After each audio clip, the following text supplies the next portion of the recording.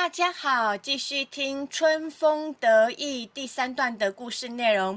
由于孟郊的父亲很早就去世了，他和母亲相依为命，生活过得很辛苦。孟郊早年的遭遇一直很不如意，加上曾经2次投考进士都名落孙山，因此总是把怀才不遇的情绪全部寄托在诗文中。这可以从他诗中特别多怨、苦、伤、痛、病、恨等字眼看出来，所以又被称为苦吟诗人。问题来咯，孟郊的诗中特别多怨、苦、伤、痛、病、恨等字眼，那是因为他一早年生活一直不如意，2考试一直不顺利，3以上皆是。下一题，孟郊又被称为1苦吟诗人，2苦读诗人，3苦笑诗人。你答对了吗？听力故事就到这里哟，拜拜。